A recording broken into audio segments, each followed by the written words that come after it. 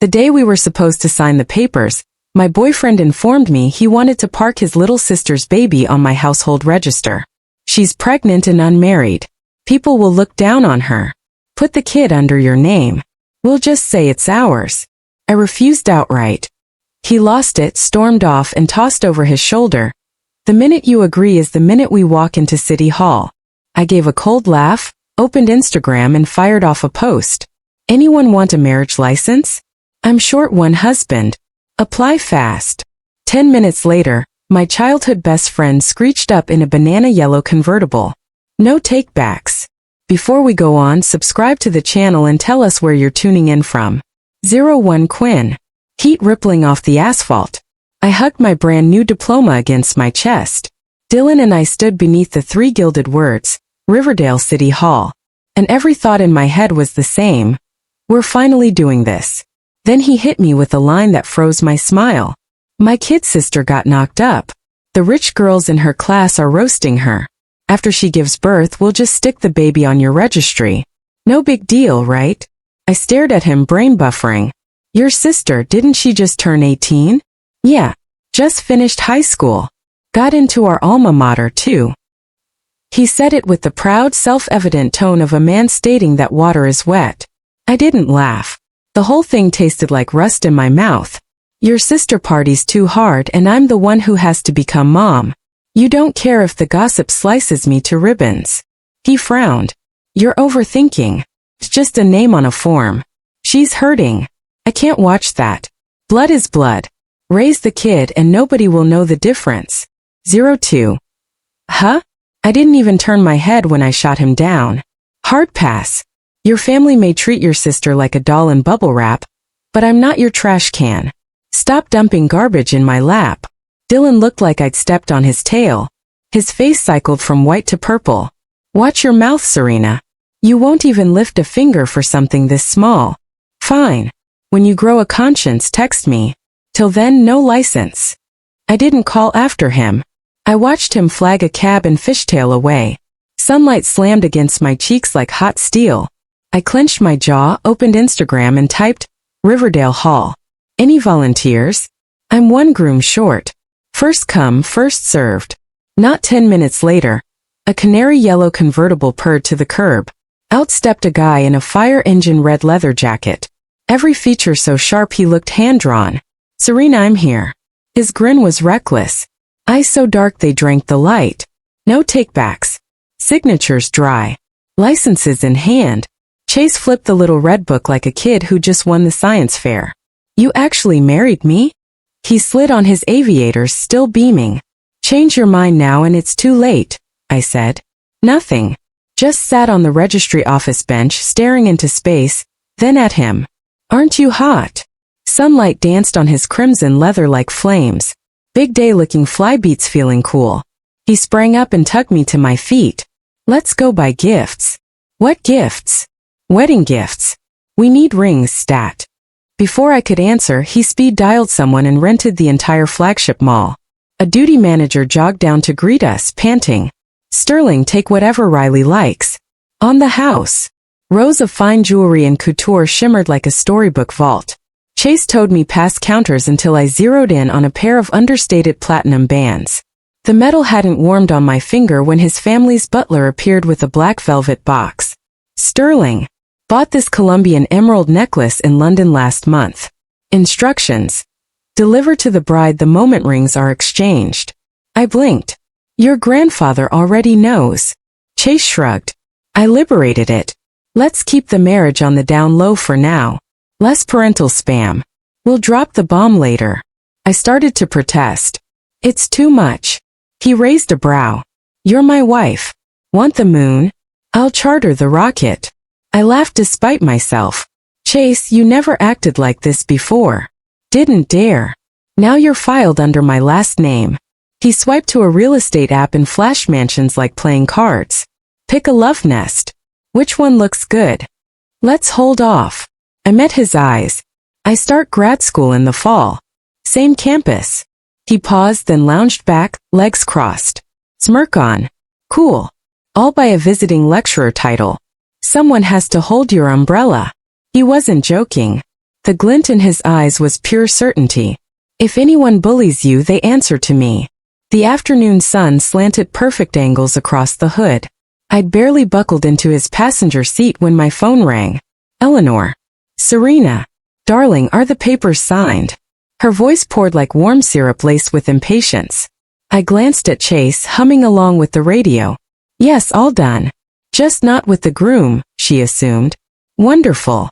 Her laugh crackled through the speaker. Today happens to be Belle's birthday. I've cooked a feast. Come celebrate. Double happiness. I hesitated. Eleanor had always treated me like extra family. After my own grandma died, she'd filled the space without being asked. Okay, I'll be there. Some conversations need to happen face to face. When I hung up, Chase flicked on his indicator. Off to the Duan nest. Yeah, Eleanor's been good to me. I'm going with you, he declared. I bit back a grin. In that traffic light jacket, you'll give the old money set heart failure. He lifted a shoulder. Let me swap for a suit then. I'll manage solo. His gaze slid to me. Give me a good luck kiss at least.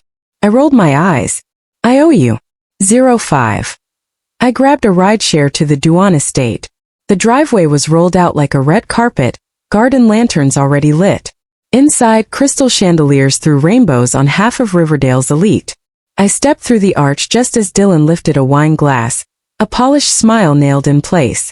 Belle floated beside him in a cloud-white tiered mini dress, waistband riding high to veil the gentle swell of her belly. She looked every inch the fragile doll, big misty eyes, lip gloss gleam. But I knew the calculation. Behind the lace. Only Dylan and I understood what that satin bow really concealed. She spotted me and cooed. Is my future sister-in-law here? Go fetch her, big bro. Dylan's brows knit. He stalked over and offered his arm. I walked past like he was furniture. His expression curdled so fast the champagne in his glass nearly curdled. 206. I found Eleanor in the old back courtyard house, where wisteria climbs the brick. Yellow light pulled over antique furniture, and the smell of jasmine rice. She came out beaming in her favorite indigo print sheep pow and pulled me to the table. Serena, I've waited years for this day. Once you're officially family, everything feels complete. She signaled a maid who set a lacquered box between us. Inside lay a jadeite bangle, translucent green catching every ray. This belonged to my husband's mother. Tradition says it passes to the eldest son's wife. I kept it from Dylan's mother. Now it's yours. My fingertips froze midair. Before I could say no, a familiar voice drifted in from the doorway. Grandma, we're here. Let's go have cake up front. Dylan walked in, Belle trailing behind him. Perfect timing. Let's celebrate Belle's birthday first. He offered Eleanor his arm and led the way. Belle skipped along behind me, light on her feet. Her lashes lowered, a sweet smile glued to her lips. When she drew even with me, she murmured, Sis, you're such a saint, willing to raise another woman's kid. Not everyone has that kind of heart. I smiled, said nothing. Without a flicker on my face, I watched them take their seats. Belle nestled obediently against Eleanor, then tugged Dylan down beside her. She pointed at the spot next to her brother and beamed. Why don't you sit by Big Brother? I sat exactly where she wanted. Eleanor heaped food onto my plate, beaming. You two must visit each other more often. Once the license is signed, you'll all be family. I looked at Dylan. He bent to my ear, voice dismissive. I told Grandma, we already filed the papers. No point letting her celebrate for nothing. Agree to raise Belle's baby, and I'll go to City Hall with you. She's still a kid. She has college ahead. If the pregnancy leaks, she'll be trashed on Instagram. He paused, then added, raise it as ours and she stays happy. I stay calm. I felt as if I just heard the world's best joke. Without blinking, I lifted my gaze and smiled. You relaxed a little too soon. The ballroom chandelier rained glittering light. Every dish on the table looked like art. The centerpiece was a 5-tier strawberry cream cake custom-made for tonight. Dylan Rose handed Belle a silver gray shoe box from behind his chair. Happy birthday. Your sister-in-law and I picked this out together. She took it and lifted the lid. I sparkling big bro. You remembered it was the newest Louis Vuitton stiletto. Diamond-studded Red Sol's worldwide limited run. Suddenly, I recalled my own birthday last month when he'd given me a pair of shoes. He'd smile just as tenderly. Only pair in the world. Bought just for you. Now I wondered if I'd been shipped a knockoff instead. The corners of my mouth curled in a silent scorching smile. Dylan caught it. He leaned over at once, whispering, "Serena, Belle's wanted those for ages." I just wanted her to smile. "You have tons of shoes. I'll buy you the real thing later." Looking at his righteous face, I gave a soft laugh. "You don't mind me wearing fakes, and you don't mind me raising your sister's kid, who's the saint again?" He froze, missing the blade in my tone. The cake was sliced. Sweet cream scent drifted up. A maid set the first piece in front of me. Dylan scooped it up, still smiling, and placed it in my hand. I didn't even glance at it. I opened my fingers. The slice hit the marble with a splat, frosting sprang. The hall went stone silent. Dylan's face darkened. "Serena, what the hell?" I met his eyes and let the smile bloom. "Your family's cake. I'm not touching it. Who knows? I might walk out with an extra kid." Belle's smile froze. Her face drained white. Eleanor hurried over and caught my wrist. "Serena, what's wrong? Did we misunderstand something?" Slowly I curved my lips. "Grandma, Dylan and I are done. From now on I won't be coming back." Her grip trembled, then fell away. I turned and walked out without looking back. Outside, the night wind slapped my cheeks. A set of headlights flared. A familiar convertible supercar pulled up. Chase bolted from the driver's seat. He'd changed his shirt, windswept hair, a bead of sweat still on his brow. "I knew you'd need backup," he said, brushing the hair the breeze had stuck to my cheek. "Anyone dare lay a finger on you?" I couldn't help it. I laughed and dove straight into his arms. The timing was perfect. Dylan stepped out just in time to see it all. The night was thick. City lights formed a net that trapped every stubborn ghost. I had just showered. When I came out, my phone buzzed. "Dylan." I stared at the number I still knew by heart, then tapped accept. "What exactly was that stunt at the party?" He opened with an accusation, fury caged behind every word. I swept damp hair behind my ear, tone flat. "Exactly what I said. We're finished. I won't set foot in the Duan's place again. You blew everything up over one tiny thing." He wouldn't say pregnancy, afraid the truth might slip through the line. A cold laugh escaped me. "Your kid sister is knocked up, and you want me to wear the baby backpack so no one whispers. Yet I'm the one overreacting?" He went silent for a beat, then softer. "It's not like that. I'm scared for Belle. Serena, she's 18. College starts soon. If this leaks, her life is toast. So you hand me the mop?" I sliced in mercilessly. "She's your sister, not my daughter." Another silence. I could hear him suck in air, trying to stay calm to sweet talk.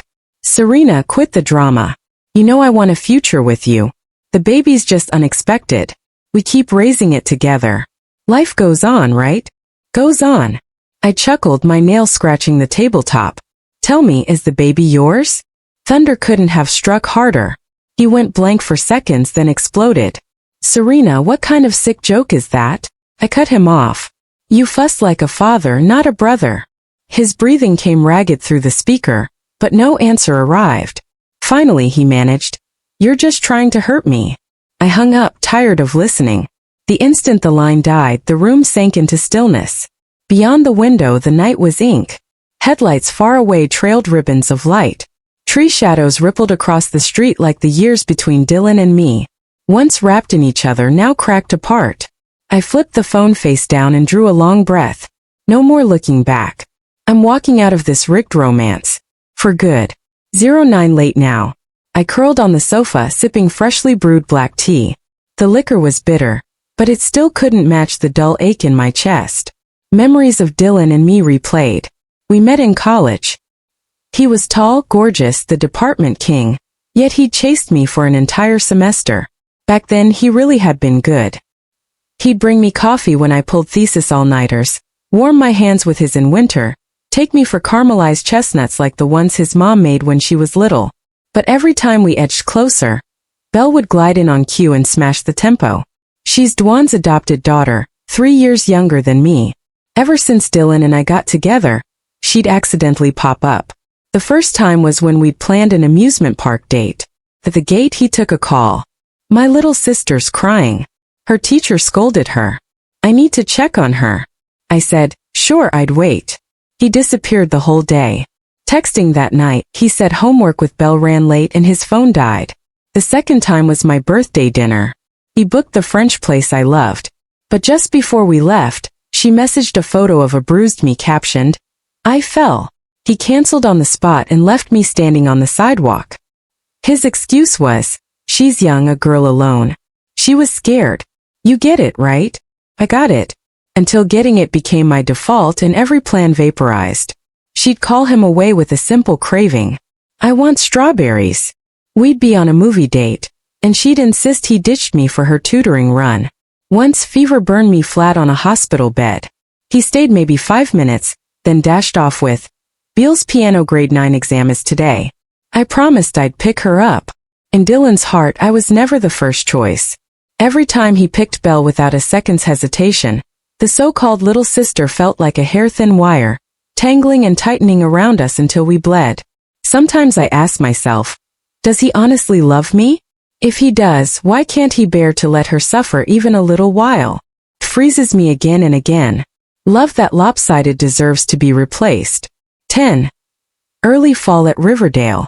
Ginkgo leaves carpeted the paths in gold. I crunched through them toward the psychology building. I'd applied early to the grad program, and my advisor happened to have an undergrad section open. So I slid straight into the TA slot. 3 months into the semester, the room was still packed. First years buzzed, equal parts thrilled and terrified, chirping about which professor was hot and which tea was sweet. Head down, I rearranged my slides. A ripple of whispers swept the doorway. Look. So gorgeous. I glanced up and saw him. Dylan, immaculate suit, Arctic aura, parked just outside the lecture hall escorting. Beside him stood the familiar silhouette. Belle, cropped, skin-tight denim jacket, a sliver of midriff showing, makeup soft and harmless. Her belly was basically flat again. She looked like any innocent freshman, clean, delicate, breakable. She'd taken a 3-month sick leave. Everyone assumed she'd been physically ill. I knew she'd gone to deliver. Now she was back, acting as if nothing had happened. Dylan spotted me instantly, a mocking impatience flashing in his eyes. Frown in place, voice deliberately cold. What are you doing here? Following me to campus? I almost laughed. Follow him? Sure. Back when jealousy bit him and I ran to soothe his ego before I learned how skewed and selfish he could be. I closed my laptop gently, walked over and smiled without flinching. You're mistaken. I'm a Riverdale grad student, and I'm a TA for this course. His expression twitched. Staying here had clearly never crossed his mind. Oh right. I added, calm and pleasant. I don't have time to watch your little sister play innocent. First day back, body still recovering. Too many students.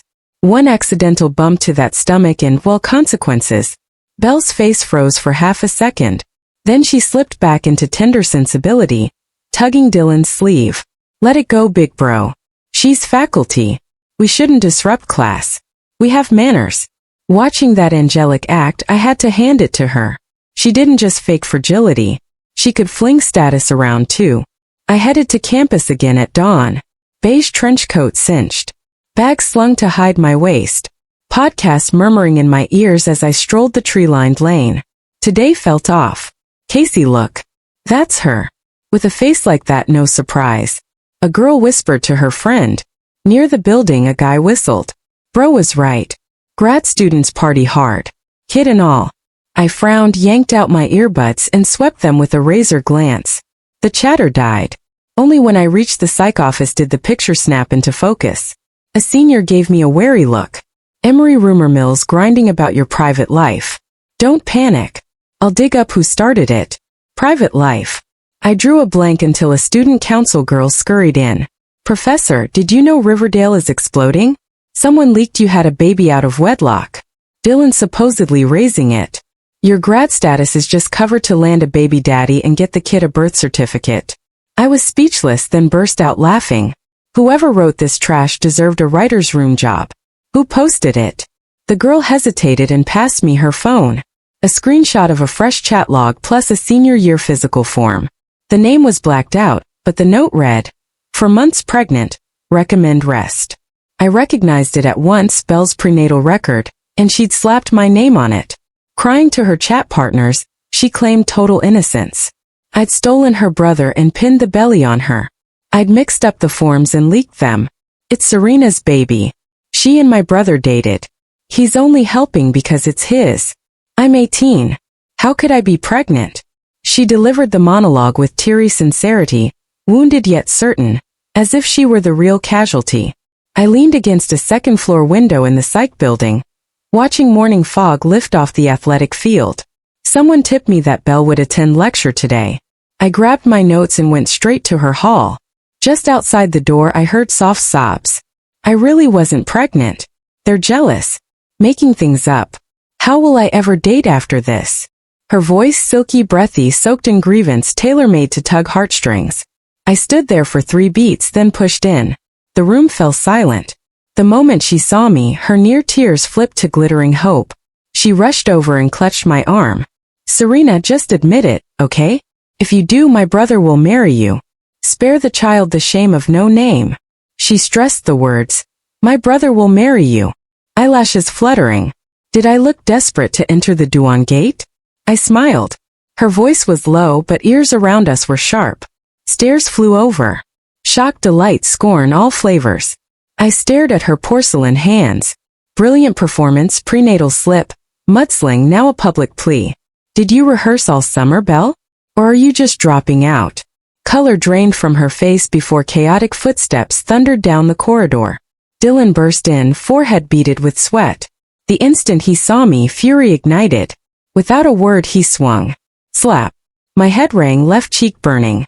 I swung back twice as hard. Damn. My hand stung.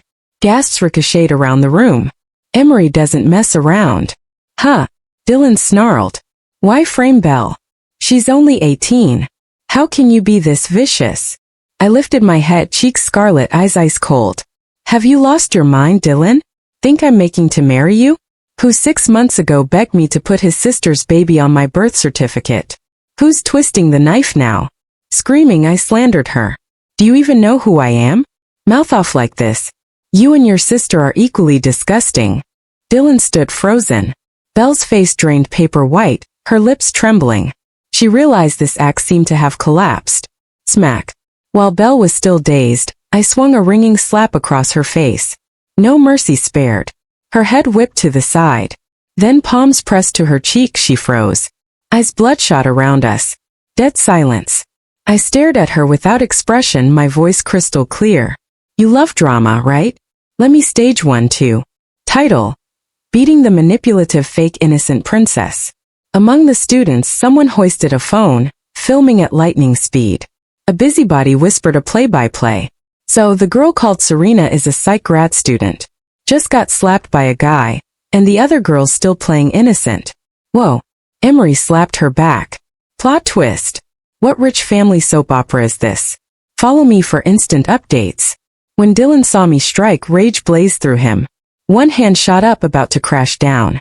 I lifted a palm to stop him. Wait. Outside the door a low voice rang out. Sterling. Everyone turned. A middle-aged butler in a razor-sharp suit stepped in, files in hand. He strode to me and respectfully offered lab slips. Medical reports plus a tablet playing crisp footage. Belle waddling, cradling her belly.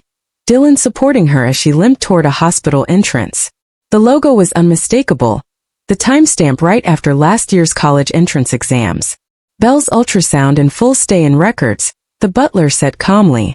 Plus paternity test results. The biological father is Dylan. Boom. The lecture hall exploded. Holy, so it's true. They accused Serena of having a secret baby, and it was all lies. That little sister not biological, right? Yet with her brother unruffled, I stepped up and flung the report into Dylan's face. Big ego you've got, Dylan. My laugh was ice. You thought I'd raise your incest child. You're not worthy. Dylan's skin turned livid, a muscle jumping at his jaw. You're making a scene. Let me be clear. I will never marry you. Marry whom? A bright, teasing voice lilted from the doorway. Head swiveled. A tall young man lounged against the frame, custom suit, sunglasses off, twirling a small jet gold folding fan. Gee, who's that hottie? Way dreamier than Dylan. My lips curved. What brings you here? Chase snapped the fan shut, strode in and slung an arm around me. My wife's being bullied. How could I stay home? The butler bowed behind him. Young master jaws dropped. Chase waved like a megastar, accepting applause. Low profile, please. My bride hates publicity. He cleared his throat, pulled a scarlet booklet from his breast pocket and flashed it. Check the Riverdale Hall seal. Official Red Book. He flipped it open and read aloud. Serena Chase. Dylan blanched as if struck by a bat. He looked at me, then at Chase, lips quivering, unable to speak. I patted Chase's hand. Reliable. He beamed. Of course, anything my wife wants. Done. The clip rocketed across the internet faster than anyone expected. Brother, father, sister's baby, grad student smeared. Teacher slap evidence. Every tag was perfect, trending. Hashtag fuel and netizens lost their minds over Chase's line. No one messes with my missus. Comments exploded. Hot guy goes crazy defending goddess. Yes, sis could star in her own drama with that T-act. Wait, Dylan's real dad or bro? I'm lost. Within 24 hours, the topic vaulted into the top 3 on every video app. The Duans couldn't sit still. In half a day, grandfather Duan mobilized decades of connections, wiping every clip, every leak off the web. Swift, ruthless. 2 days later, Dylan's parents flew back from overseas. The moment they landed, reporters mobbed them, cameras catching their green faces. But the internet isn't a faucet you can simply turn off. They delete the video. But what about screenshots, screen recordings, reposts? I muttered, scrolling through my phone as the hashtag stayed red hot. Outraged, Riverdale announced Belle's expulsion. The Duan elders finally caved and rushed to my house at dusk, gifts in hand, wearing "we're so sorry" smiles. They hovered at the gate, voices low, apologetic. Eleanor's eyes were red, leaning on her cane. She grabbed my hand. Serena, we wronged you. Our whole family did. Before she finished, she swung her cane hard across Dylan's shin, sending him stumbling. You brute. That girl stood by you for years, and this is how you repay her. Kneel. Dylan clenched his teeth, pale but refused to bend. Still defying me? Grandfather Duan barked. Yet Dylan only bowed his head, motionless. His parents intervened. Serena, we're truly sorry. This scandal mortifies us. Please let us settle privately and keep it off the web. I scanned the family as they neatly blamed the internet, not one of them seeing the real offense. All this time Chase stood silent beside me. Today, he looked nothing like his usual flamboyant self.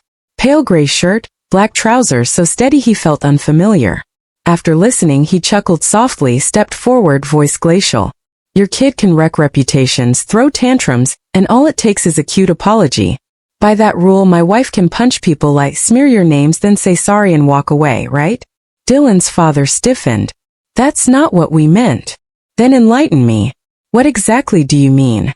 Chase stared, not a trace of humor left. Why should Serena swallow your bullying? I tapped his forearm and moved forward. You want forgiveness? I kept my tone level, every word distinct. Fine. I pointed to Dylan, then Belle. Both of you on your knees. Count out 3 times. Every Duan face blanched. I smiled under the lights. Otherwise, check the trending list tomorrow for round 2. Their expressions froze. Dylan and Belle burned with humiliation, yet still refused to kneel. The standoff broke when the doorbell rang. Before I moved, Chase opened the door. Instead, a middle-aged couple stood there. Simple clothes or sharp enough to cut glass. The man's gaze weighed tons. The woman walked with iron purpose.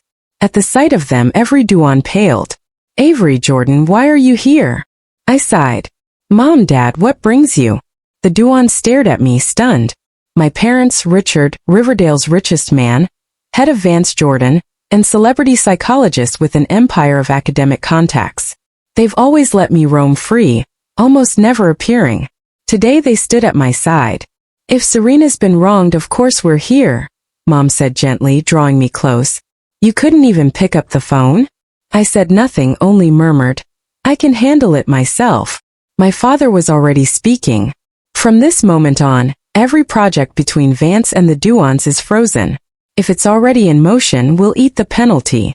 We're done. Dylan's father jerked toward us. Ellis, this surely is too much. You bully my daughter and still expect me to pave your way. Richard gave a cold laugh. I don't indulge that habit. Chase lounged against the wall, one hand in his pocket. He snapped his fingers lazily and clicked his tongue. Told you guys my wife likes it low-key. You just wouldn't believe it. Every Dan in the room turned sickly green. Me, the quiet, keep-your-head-down grad student who'd never wanted the spotlight, was the rumored, never-seen little princess of Vance, Richard's only beloved daughter. And the girl they'd adopted wasn't only sleeping with my ex. She tried to stick me with their baby. Ridiculous. Under everyone's pressure, Dylan and Belle finally bowed their proud heads. The instant their knees hit the marble of our living room, humiliation and resentment twisted their faces. Not a trace of that righteous arrogance left. I flicked my eyes over them and waved a cold hand. Pack of cowards. Disgusting. It was as if every one of them had been slapped across the face. They slunk out, tails between their legs. The moment the door shut, the house felt 10 pounds lighter. My father glanced sideways at Chase, his voice cool. Chase, I basically watched you grow up. You married my daughter without so much as a ceremony. You planning to brush it off. Chase froze like a statue. The next second he bounded forward, all wagging tail. No, no, no. I'm arranging it right now. Third draft of the wedding schedule. Serena's 3 older brothers are already on flights home, and grandfather insists it be worthy of her. I swear she won't lose a single ounce of face. Dad gave a measured nod. It had better be. After my parents left, Chase finally exhaled. He grabbed a little fan and rushed over, fluttering it at me while rattling on. Babe, don't be mad. I called Mom and Dad here to back you up. My bad. Okay. You were so fierce out there. Made my knees weak but quit the silent treatment. Please say something. Don't ice me out. I reached up and pinched his chattering lips between 2 fingers, a light press. Silence at last. I shot him a look. I took a leave from school. Go plan the wedding. His eyes lit up like a Labrador's. He planted a solemn kiss on my palm, grinning ear to ear. Your wish, my queen. Sunlight poured in, bathing his smile, brimming with heat and utter sincerity. This time my heart skipped a beat or 3. 1 I just showered and was lying in bed with a sheet mask on when the doorbell shrilled. The housekeeper opened the door and nearly dropped her jaw. 2 black SUVs idled out front. Before the lights dimmed, Chase's father and mother climbed out, each hauling luggage. Quick, quick, gently. Don't wake my daughter-in-law. Yes, yes. Line the gifts up exactly like we rehearsed. The housekeeper knocked on my door. Riley. Madam, Mr. and Mrs. Sterling are here. Before I could react, Chase's father's excited voice rang out. Serena, my heart still racing. My scoundrel of a son finally married you. I padded out in my robe to find 2 rows of staff lifting crates into the living room. Lids popped open. Row upon row of gold bullion, fine jewelry, and several antiques swaddled in layers, porcelain so translucent it glowed. Sterling's eyes were misty, his voice trembling. That rotten kid finally did something right. If he ever wrongs you, tell me. Sterling has 100+ bodyguards at your call. Sterling clutched my hand, frantic. Serena, tell me the truth. Were you forced? Blink twice.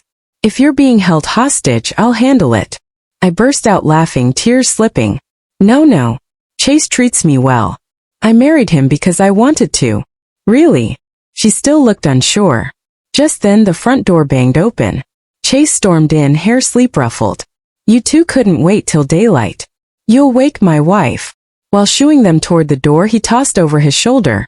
Gifts stay. People out, babe. He spun back, morphing into gooey husband mode, rubbing my shoulders. He ushered me toward the bedroom. Ignore them. You need your beauty sleep. Tomorrow we're picking your wedding gown. Night-night, wifey. The instant the door clicked shut, the hall went still.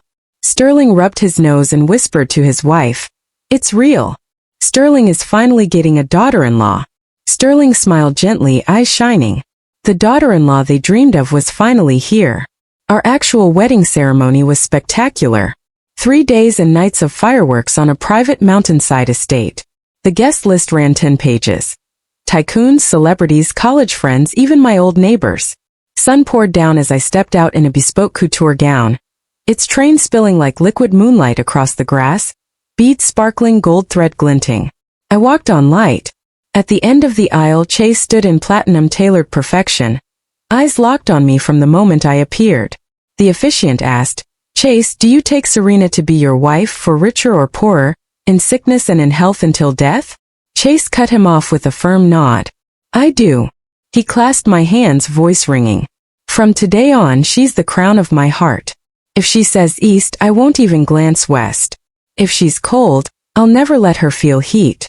Laughter rippled through the crowd. Then softer he vowed, "Serena is my sky, my earth, my one and only fate." Tears shimmered in my smile. Afterward, the city erupted in fireworks. A finance magazine splashed us across the cover. Sterling Mary's Vance Princess. Global envy. When classes resumed, Chase chauffeured me every day. Midnight cravings? He scrambled out of bed to cook and carved fruit into hearts. At my thesis defense, he showed up with roses and a megaphone. "That's my wife. Let my wife go first. Nobody cuts." When I got pregnant, he spent the night cradling my belly, whispering, "The queen you decree. The two of us, three now, belong to your kingdom." The breeze was warm, the sky impossibly blue, and the man carved into my heart gazed at me with unwavering fire and tenderness. After every storm, I became his only princess, and he my destined home. The end.